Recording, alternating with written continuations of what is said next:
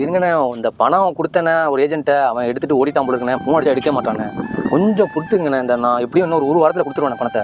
மாப்பிள அண்ணா கரெக்டாக இன்னும் 1 வீக்கில் வந்து நான் பணத்தை கொடுத்துட்றேண்ணே. எனக்காக கொஞ்சம் பொறுத்துங்கண்ணே. ஓகேண்ணே நன்றிண்ணே. வாங்க தான். பணம் இதுன்னு பேசியிருந்தீங்களே, என்ன விஷயம்? நம்ம தண்டராஜில் ஒரு 50,000 பணம் வாங்கியிருந்தோம் தான். அதுக்கு தான் அடிச்சு கேட்குறாரு. ஏன் மாப்பிள அவர்கிட்ட வாங்கினீங்க? நம்ம ஆஸ்திரேலியாவுக்கு ஏஜென்ட் ஒருத்தன் பண்ணான் தான். அதுக்கு ஒரு 50,000 பணம் கேட்டான்ட்டு அனுப்பிவிட்டேன். இப்போ ஃபோன் அடிச்சா எடுக்க மாட்டான் தான். என்ன பண்ணா ஒருத்தர் ஓட்டி இழுப்பானா தெரியல. ஐயே, என்ன மாப்பிள இப்படி சொல்றீங்க? அதான் என்ன பண்ணுறதுன்னு தெரியல தான். அந்த ஆள் வேற பணம் கேட்குறாப்புல. ஐயே, அவர்கிட்ட ஏன் மாப்பிள வாங்கினியா? இந்த பண விஷயம்னாலே பாதி பழக்க வழக்கம் கெட்டு போயிரு மாப்பிள. 5 விஷயம் சொல்றேன் மாப்பிள, என் வாழ்க்கையில நான் அனுபவப்பட்டது. தனியா நடக்க கத்துக்கங்க மாப்பிள. உண்மையான உறவு வந்து உங்களுக்கு ஆதரவா இருந்தாலும் அதுவும் ஒரு நாள் உங்களை விட்டு போயிருமா. எவ்வளவு கஷ்டம் வந்தாலும் கொஞ்சம் நாச்சும் சிரிக்கிறதுக்கு கத்துக்கங்க மாப்பிள. ஏன்னா நம்ம பிறக்கும் போது கடவுளை அழுகுறதுக்கு கத்து கொடுத்தாரு. நம்ம பிறக்கும் போது அழுதுட்டு தான் பிறக்கும்.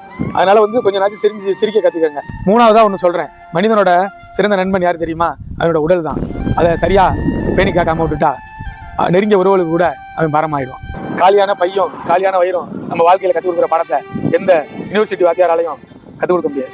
மனுஷன் எவ்வளவு விலை உயர்ந்த காரில் போனாலும் கடைசியா போறது மூங்கில் பாடையில தான். தான் சூப்பர் தான். அதான் அந்த 50,000 பணத்தை நீங்க தரீங்களா தான்? அப்பல இந்த வேலை இருக்கு பார்த்து வந்துடுறேன். நீ நம்மள்ட்டே போட பாக்குறேன்.